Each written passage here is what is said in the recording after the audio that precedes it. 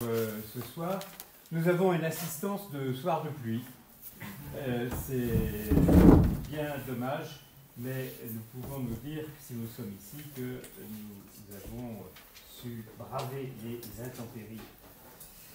Ce qui ne requiert aucun héroïsme, vu l'intérêt des sujets qui nous réunissent ce soir.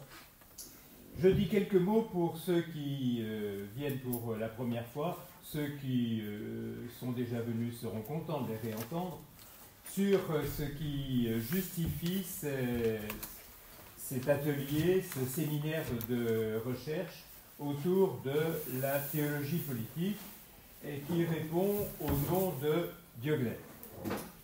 Cette interrogation sur la théologie politique survient dans un contexte qui est celui de la sécularisation.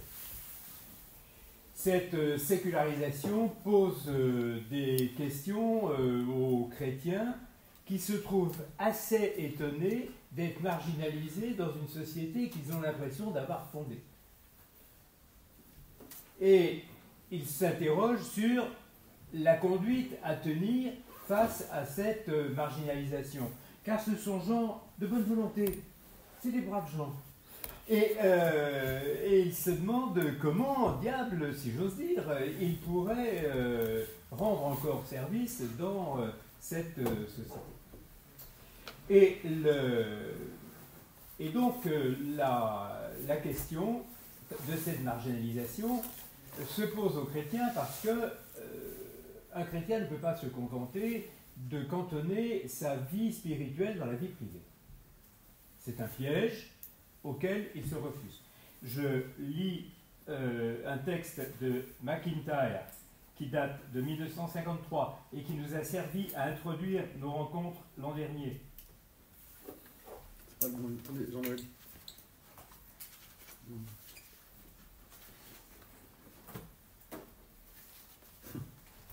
Ça, c'est les actes de nos rencontres de l'an dernier.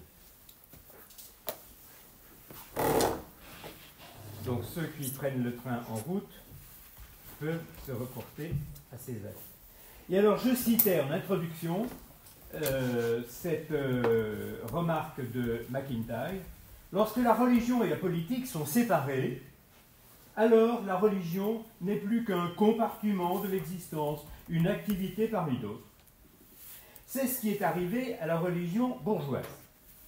Du lundi au vendredi, on gagne son pain, le samedi et le dimanche, on se repose, et si on veut, on accomplit des obligations religieuses. La politique, l'industrie, l'art, tel est le genre de liste auquel il convient d'ajouter la religion. Mais la religion, comme activité divorcée des autres activités, est sans objet. Si la religion n'est qu'une partie de la vie, alors la religion est devenue une option. Une religion qui reconnaît une telle séparation comme le fait la nôtre est sur le point de mourir. Si vous venez samedi matin à la conférence de Frédéric Roulet, vous verrez quelle réponse il apporte à ces remarques de McIntyre grâce à la conduite de Chesterton, puisque sa communication samedi matin s'intitule « Réponse de Chesterton à McIntyre ». C'est une manière de jouer évidemment avec la chronologie. Donc la réduction de la religion à la vie privée ne peut pas convenir à des gens qui ont le souci de servir leur prochain, qui ont le souci de faire connaître l'évangile qui fait leur joie, qui ont le souci de fonder des écoles, des hôpitaux, des dispensaires, et ce qu'ils sont appelés à faire. Alors, ils ont envie de faire de la politique. Seulement, il y a là un piège. Car dès que l'on fait de la politique, on a affaire à deux réalités, deux effets de la politique qui sont impossibles pour quelqu'un qui essaye d'être croyant. Le premier, c'est que, comme l'a dit à juste titre Carl Schmitt, la politique, c'est la détermination de l'ennemi. Donc, un chrétien qui fait de la politique, il va avoir des ennemis. Et même, il aura des ennemis chrétiens. Alors, ça donne ces scènes qui sont assez regrettables, où des chrétiens disent aux autres, mais ta position n'est pas chrétienne si tu es de gauche, ta position n'est pas chrétienne si tu es de droite, ta position n'est pas chrétienne si tu es, etc. Ça veut dire que, en fait, l'option politique l'emporte sur la foi. Et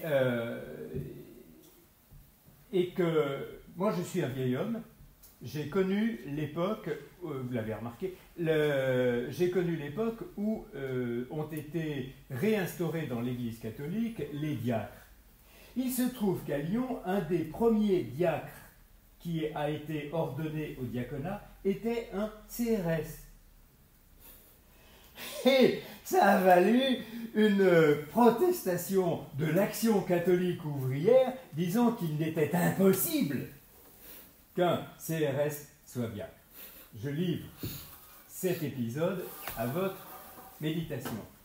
Donc voilà, normalement, faire de la politique, c'est avoir des ennemis, et il est difficile, quand on est chrétien, de se reconnaître des ennemis, et puis il est encore plus difficile, ou il devrait être encore plus difficile, de s'en reconnaître au sein même de l'Église.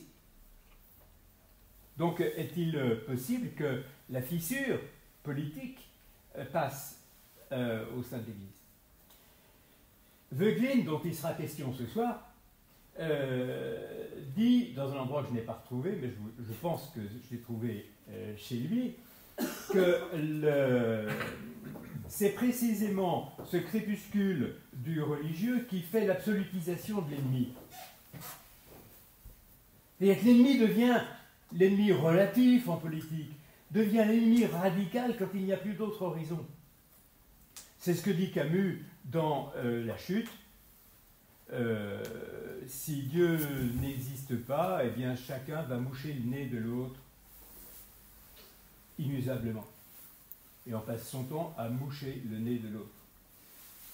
Donc c'est la première difficulté. Traiter l'autre comme ennemi et a fortiori s'il est baptisé comme moi. Et la deuxième difficulté, c'est que la réalité du pouvoir est inséparable d'une sacralisation de l'exercice de ce pouvoir et même de la personne qui exerce ce pouvoir, qui par exemple est investie d'une estrade, qui fait que celui qui exerce le pouvoir transcende les autres, les écrase. Et donc, et alors souvent, il est arrivé à l'Église de vouloir mimer ses pouvoirs. Moi qui suis un vieil homme, j'ai connu la sedia gestatoria. Vous n'avez pas connu la sedia gestatoria. Vous ne savez même pas ce que c'est. C'est la chaise à porteur sur laquelle défilait un pape coiffé d'une tiare, qui était un mime assez ridicule des ors du pouvoir. Alors que Jésus a recommandé celui qui veut servir, qu'il se fasse le dernier, et non pas qu'il commande les autres. Les hommes aiment à commander. Alors c'est pourquoi la réflexion sur la théologie politique que nous avons entamée l'an dernier, que nous poursuivons cette année, j'espère que vous pourrez vous joindre à nous. Alors attention, nos rencontres, sauf celle-ci, sont habituellement le samedi à 10h. Et ailleurs. Et ailleurs. C'est-à-dire que ça sera, par exemple, la rencontre avec Frédéric Roulet sera samedi prochain, ce samedi, à 10h, au Parvis, qui est un lieu à la Pardieu. Avec vos petits téléphones, vous cherchez l'adresse et vous trouverez facilement le Parvis, qui est un lieu que l'Église a ouvert au monde de l'économie, de l'entreprise et de la politique. Donc on est à notre place. Voilà, donc ce qui conduit nos réflexions, c'est de se dire, mais on est gentil d'essayer de faire de la politique, de s'engager, comme on dit. Il faut le faire, c'est bien. Mais au fond, si l'Église a été persécutée dès ses premières heures, si elle continue d'une manière plus ou moins sourde et parfois explicite encore aujourd'hui à être persécutée, ce n'est pas parce qu'elle fait de la politique, c'est parce qu'elle est fondamentalement politique. Comme communauté, et comme communauté qui ne ressemble à aucune autre. Cette pensée nous a été largement inspirée par la venue de William Cavanaugh, théologien américain important, que j'ai eu la chance de pouvoir inviter ici, et qui souligne justement que l'Église est communion. Elle n'est pas une communauté, elle n'est pas une secte, elle n'appartient à aucune race, aucun État, mais elle est essentiellement communion. Et c'est comme communion qu'elle est une réalité à la fois politique et qui transcende le politique. C'est la raison pour laquelle nous avons choisi de nous placer sous le nom de Diognet.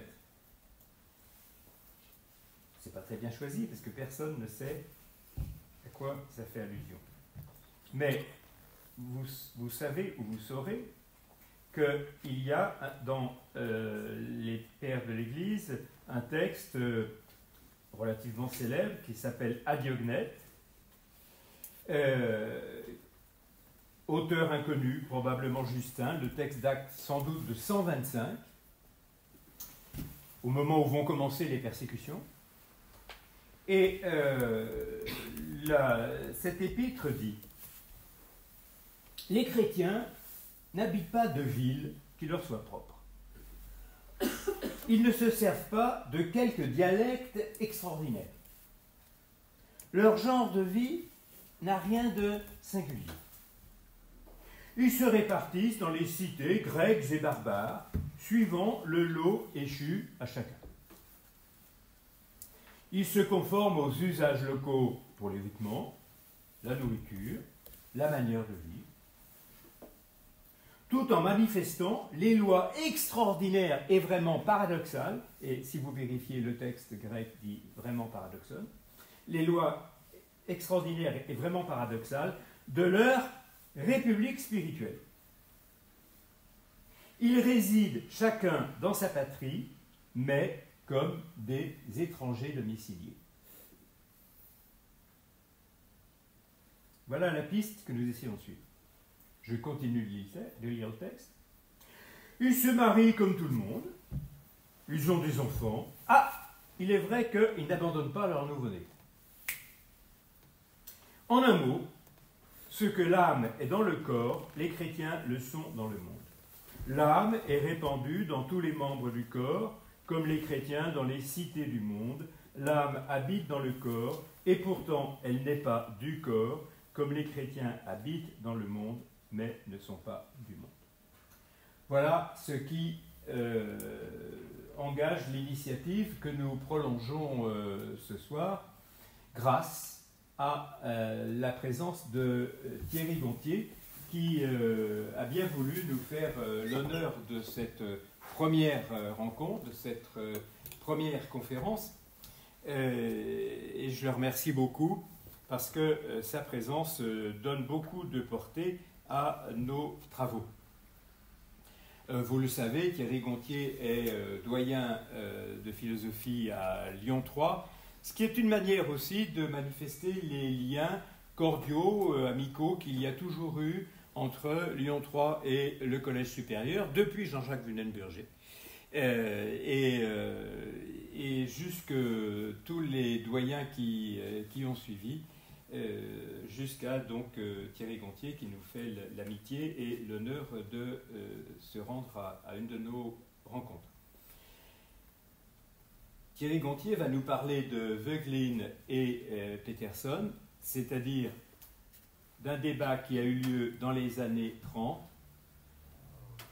Ce n'est pas anodin que ce débat ait eu lieu dans les années 30, puisque c'est les années où naissent, se développent les grands régimes athées,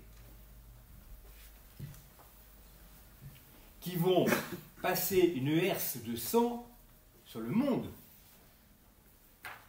Une herse de sang. Et dans des délires où le pouvoir ne cesse de se sacraliser lui-même. Et que Là, par rapport à cela, justement, les chrétiens ont eu à se demander quelle était leur position. Alors, j'ai un peu forcé la main, je l'avoue, à Thierry Gontier, qui s'est laissé forcer avec amitié, pour venir parler de Voegelin, car j'ai fait sa connaissance grâce à Voegelin, et c'est grâce à lui que j'ai lu Voegelin. Mais son domaine de spécialité, c'est plutôt le XVIe siècle, donc Montaigne. On peut aller jusqu'à Descartes quand même. Ah oui, 17e aussi. 17e aussi, voilà.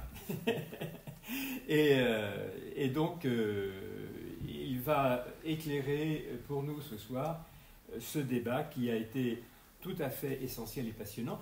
Dans le même temps, vous aviez en France quelqu'un comme Maritain qui faisait écho à ce débat. Si vous lisez ou relisez Humanisme intégral de Maritain, vous y voyez la formule théologie politique. Et Maritain discutait cette expression. Merci. Je vous laisse la parole. Nous attendons votre enseignement avec impatience. Merci beaucoup et merci.